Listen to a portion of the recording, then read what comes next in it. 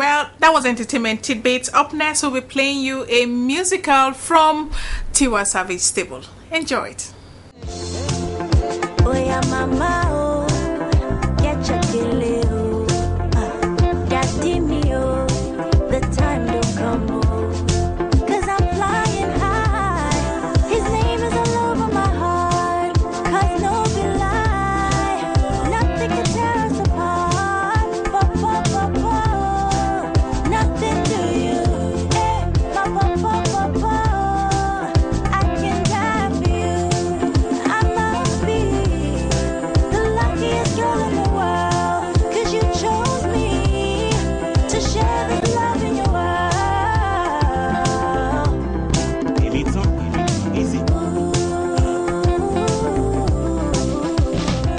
All right. Now is the time, the moment you've all been waiting for, the interview with Tiwa Savage. We're going right there, right now. Stay with us. Yes, welcome back. Like I did promise you earlier, we do have Tiwa Savage in the house. The one and only Tiwa Savage. You're welcome to Saturday Night. Thank you so much. Wow, it's an honor having you. Happy New Year as well. Let's start for starters. How was it 2012? How was it like for you? It was amazing. You know, God truly blessed me. He opened so many doors. You know, I got my first major endorsement. Also, so many shows. I released a lot of music that were commercially successful. Okay. And also I became part of the Mavin family, so it was a very busy year last year. Can you beat that? And this is 2013. Yes. And we all made it. Yes. Wow, we should really thank God for that. Yeah, that's you know, a lot of people asked me, you know, what I wanted for this year, and I was just like, I'm just thankful that I'm here. Like, you know, a lot of people that I know and those that I don't know didn't make it, as we know from many tragedies that happened last year, the Dana crash and different things like that, which could happen to anyone. So just the fact that, you know, another year we've been blessed to see it is incredible. So incredible. Yeah. It's awesome. Let me use all the words in the dictionary to say, God, we thank you for making us see 2013. And it's just the beginning of greater things to come, right? Yes. For Tiwa Savage as well. For you as well. For all of us. Thank you. By God's grace. Now, 2013, what's on the plate for Tiwa Savage? I think I just, like I said, I want to do more. I want to grow the brand bigger. I want to be able to, you know, expand bigger outside of Nigeria. You know, reach more of African countries and eventually internationally as well. So it's just a step at a time.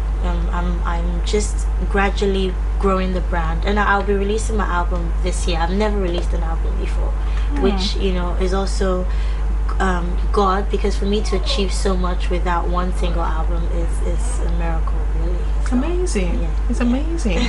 And so, just to let the cat out of the bag a bit, just let's peep into that bag. Sure. What exactly are we looking up to? What are we looking forward to in this album? You know, you're planning to release? People have seen different sides of me. They've seen the Fewabono with the, you know, the more cultural videos. They've seen the more international videos like Love Me and Kele Kele. But I actually have a lot of slow songs, a lot of ballads, a lot of jazzy type soulful music. So people will actually be surprised that it's not all club up-tempo songs. I have a lot of slow songs, and those are the songs that are very dear to my heart. When you set out to release the album, do you have like a catchment area? Do you set your mind as to the kind of group, the age bracket you want to capture?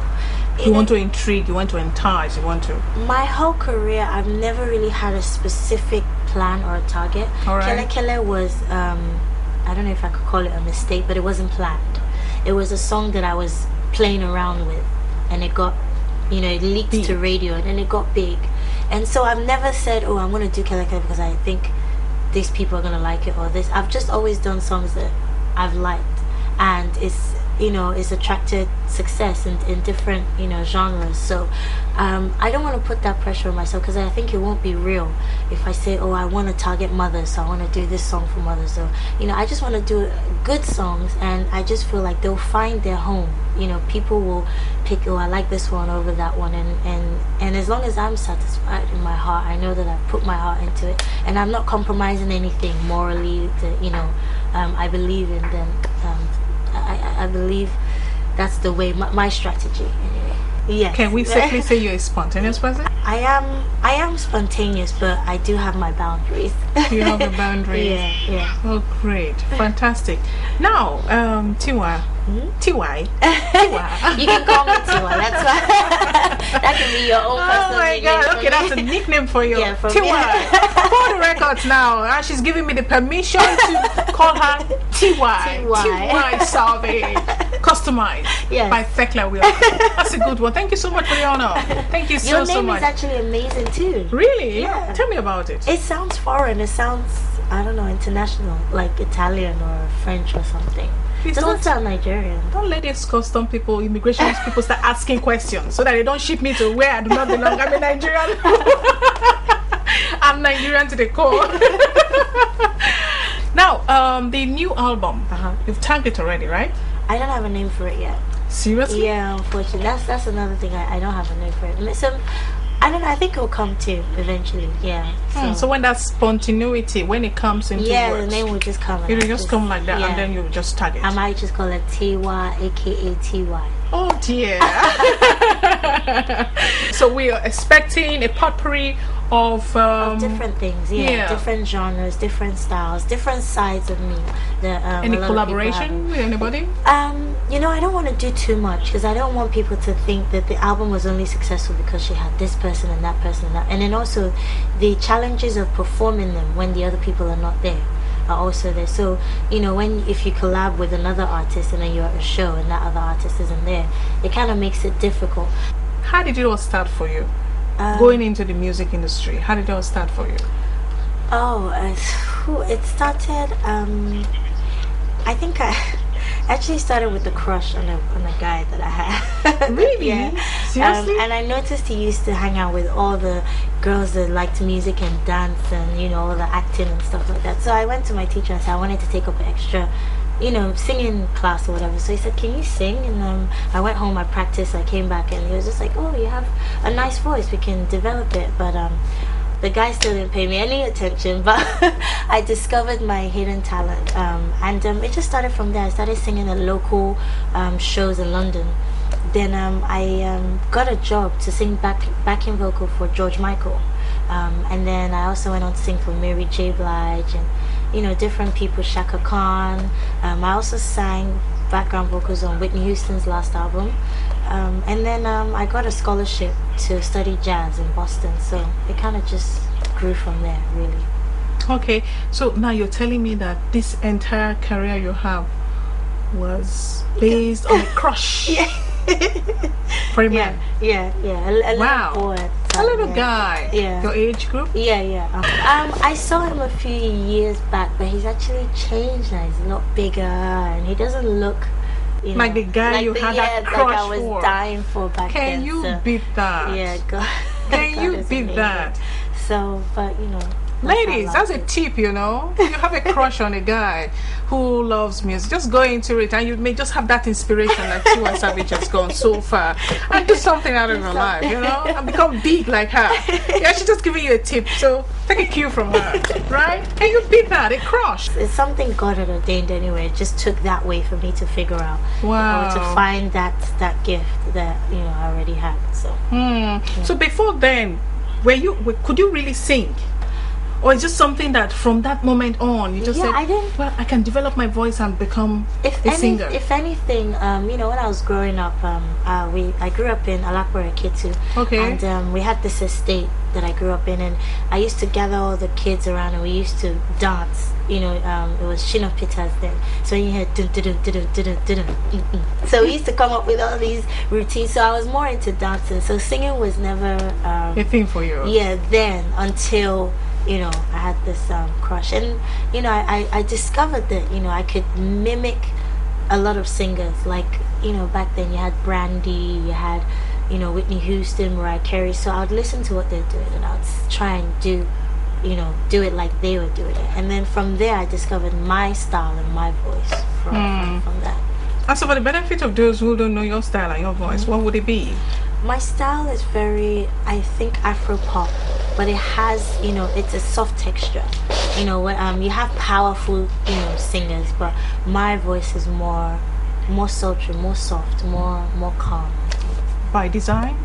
No, that's just, I do try. Back in the day I used to try to really sing out, but I noticed that when I really take my time and I use my tone the way it is, people are more wow. It's a testament, because when you try and be what you're not, it never works. But when you actually embrace who you are and you're comfortable and you accept it and you do that thing the way only you can do it, it sells. It's unstoppable. So how old were you then? I think I was about 14. 14? Yeah, 14, 15. Yeah. Wow, so your career started very around that time. About a year later, about 16, I got my first job as a singer, to do backup singing for George Michael. So yeah. So but then you were abroad or here in Nigeria? I was in the UK. You were in the UK. So my parents actually thought it was kind of a hobby. It was cute, she's doing this and that, after school hours. But when the demand started growing, they got a little concerned, because it would mean I'd have to leave school. And my mom is more accepting, because she's lived in London for so many years. But my dad was just like, no, my daughter is not doing music. So they made me get a degree. So I got a degree in business and accounts, my first degree. And when I got my degree, I handed it over to them and I said, now I'm going to go and do what I want to do. So, but I'm glad they made me do that, actually. And that's an advice to anybody that wants to, if it's modeling, singing, dancing, acting, whatever it is, you should get a degree, because it's not guaranteed that you'd be successful or for long. Our models' lifespan and musicians, we have a very short lifespan. So you need something to fall back on. And it also helps, especially as a lady, if you're educated, when you go into meetings, they respect you more. So they don't just look at you as a singer or a model. You can talk to them about contracts and things of that nature. So it actually helps to have an education. Yeah, I totally agree with you. Yeah. And I'm sure they're listening. You're piercing people's hearts now as we speak right now, nationwide, international. Wow, yes, you are doing that. Thank you. Now, let me ask you this question. For you, if it wasn't music, what would you have done? I think I'll be a housewife with 8 kids. Are you telling me? Are you really seriously telling me that? Yeah, I don't think I have a passion for anything else apart from music. What about modeling, fashion, makeup, movies? All of that now is coming because of music. If I wasn't doing music, I wouldn't wear heels and I'll just be buba all day. I like to, I really like to be comfortable. I wear flats. If you see me at home, you'd be like, what? You don't look glamorous at all. Because I've never been that type of person. I'm an only girl and I'm the last born. So I grew up around boys. So I didn't start wearing makeup or doing extensions till really in my 20s. So when you're on stage, most of the times you have this very, very sexy legs that you like to flaunt. So why have you decided to cover it all up today on my program? Because it's when you're on stage, it's a show, and but I want people to see, like you were saying, the other side. Who is Tiwa Savage, aside from who we see on videos and on stage? So it's good to show that calm side, so that when they see me on stage, they see something different and they're not completely bored all the time. So for how long have you been doing this professionally? In Nigeria, about 2 years now. Yeah, but before then, when I was in the US, because I lived in the UK, then I moved to the US, I was a songwriter, so I did that for about 4 years. But that wasn't as hectic as now, because I was just a songwriter. All I do is go to the studio and I can sleep all day. But now I actually have to do press, because I'm an artist and a songwriter, so I have to do a whole lot more now. Being a songwriter means you also do your songs. You write your songs yourself. Yes. So what inspires you? Everything. Love, life, when I'm happy, heartbroken, or you know, when I see things that touch my heart. So some of these lyrics are born out of personal experiences. Yes, or things I've seen other people go through, and you know, I'm using music as a medium to heal them or to help them get through that situation. So. You talked about heartbreak. Who would break a beautiful woman's heart? Now, if you see me back then, like the guy I had a crush on the first time, he broke my heart. You know, I think beauty is so fleeting. It's like, you know, it's from really what's within. Inside. And as you can be the most beautiful woman in the world, you will still go through that as a woman. You know, there's no woman on earth that has not gone through heartbreak. No woman. You know, men are special breed. I like that word. Special. Yeah. So, and it's right. It's the ones that you don't pay attention to, that, you know, they're go all over out, you. yeah. And then the one that you're really like, and then he's just not interested. And even the ones that are running after you, once you now open up to them, it's like, I think they're hunters. They always want to. So you always have to give them something to occupy their mind, something that you can't just completely open up. Have you found it yet? I think so. I think I have. So now the question is she available? No, unfortunately not. No. Unfortunately? No. Fortunately for the guy, I guess. Yes, definitely. Fortunately for me as well, because I see myself as a very, very blessed person to have someone like that in my life. Definitely. So I don't think it's just him that's lucky. I think definitely I'm very, very, very lucky. Very blessed. For how long? It's been a couple of years now. And you know what I love about this situation is because in the industry I'm in, and being a successful woman, Nigerian men tend to shy away from somebody that I can probably afford whatever it is you want to buy me myself, or I'm always busy, I'm on the road, so I'm not always at home to cook your meals, like, you know, how they would want their housewife to be. But to have somebody that understands that and doesn't put pressure on me, like, you have to cook me banga stew and starch, you have to do this, like, you know, he understands, and he actually, you know, tries as well to, you know, just make sure that I'm comfortable. So I think I'm very, very blessed to have someone like that. You mentioned banga soup and starch. That's which I can't make, so if you can make that, tip. you need to teach That's a me. tip. The guy must be from Delta State or that. No. Got you. No. You know, there's something about you. You look different. Has anybody told you that before? What, like I don't look Nigerian? Yes. Yeah, a lot of, and that, you know, so people say it as a compliment, but that actually breaks my heart, because I'm like, why? Like, I am actually, you know, well, my mom is from Togo, and my dad is from, you know, Lagos Island, but I am, a lot of people say you look Jamaican, or you look American, or... Yeah, I would pitch you for... I am a Niger babe to the core. Yes. And where are you from? I'm from Isaleko. Isaleko. Did you hear that? She's from Isale. You know, there's a Yoruba term to that. Isaleko. So it's not like one town anywhere. It's not DI. It's not Ikoyi. Isaleko. So she's a true Nigerian. So if you have any doubt, cast it off. It's time to cast it off now. Yeah, Tiwa, in fact, I want to have you all day. I want to have you all day. Truly, truly, because you are an interesting guest. Thank you. And you're just... you're not just fleety, you're deep. Yeah.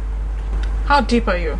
I think a lot of people say I'm older than, you know, myself. Like I'm an old woman trapped in a young woman's body. I can say that as well. I've joined that voice. And I don't know where it came from. I think maybe my mom. My mom is like that too.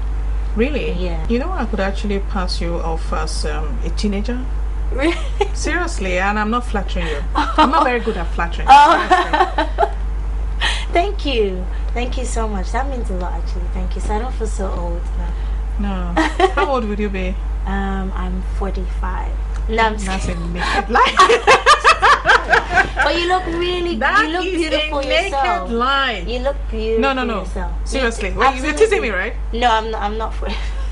But I can see my manager shaking his head like, you can't say your age on camera. Oh really? Okay.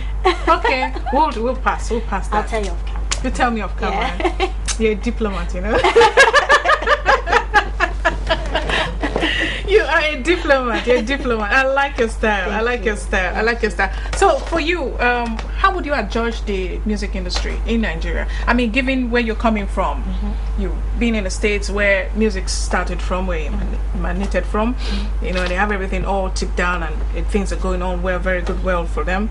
And here you are, you came all the way from that background here in Nigeria. Yeah. And what's your perspective? I think Nigerian the music industry is really growing very fast. I think the thing we need to work on is our infrastructure and our policy on piracy. You know, now it's more of a you do whatever you want. There's no structure, real structure. But one thing that I do think is very, very positive about Nigerian music industry is that I can remember like 5-6 years ago when I used to come back, when you go to events, weddings, clubs, whatever it is, they'll play 80% international music, and that's changed now, you know, big time. Yeah, and so that shows that Nigerian people want Nigerian music, and we're proud of it, and we don't care about what's going on outside there. We are embracing our own artists, so that's actually a good thing. That's really, really good for us. I'm going to ask you this question. Are you tired of my question? I'm scared. I think this is Why? Okay, I'm ready. You're calm. Okay, I'm striking it off. No. Go ahead. Okay, now you're talking about the short span of music. Does that get you worried sometimes? No, not at all. Why? Like the lifestyle. The lifespan. No, I think, you know, if you the lifespan of music. If you plan your career right, you can have like decades. If you plan it right, you know, at this point in time, you might be the hottest thing. You know, everybody wants a piece of, you know, that certain artist, but you need to invest, and you need to invest in other things outside of just that music. You know, so that you can sustain yourself when you're not the hot thing. I mean, I look at people like, you know, the amazing King SONY. He's still going strong. Relevant. I mean, even if I don't go as far as that, if I look at someone like Two-Face, he's still very relevant. A lot of young artists have come and gone, but Two-Face is still there. And that's because he puts his time into his craft. You know, when you think of Two-Face, you like him as a person, because if you meet him, he has a good spirit. So that's what we as the new artists coming up, we need to learn that, you know, not think, oh, I'm a superstar and I'm, you know, I don't need anybody and, you know, everybody wants me, because the time when you're not hot, you're gonna need those people to, you know, carry you up, the press, the radio, media. So that's what I'm learning. Okay, I'm not going to ask you any more questions. You know why? Because you'll be coming very soon. Yes. When you release your album, absolutely, we're going to have you back here. Yes, please. So I will reserve those questions for that time. Deal? And you guys have heard it. She said she's going to have me back. So if you guys don't see me back, you have to make sure you call the show. Like, where's Tiwa Savage? You definitely come here because you're one of us. You're one woman who has made a distinctive impact in the music industry, and you're worth celebrating. And that's what we do on the show, celebrating people who have written their names in both stripes and the sands of time. You're one of them. Thank you so Congratulations much. And well done so far. Thank you. So viewers, that's how much we have time for on Saturday night. Thank you so much for staying tuned. Until next week, it's been Saturday Night. Have a pleasant night.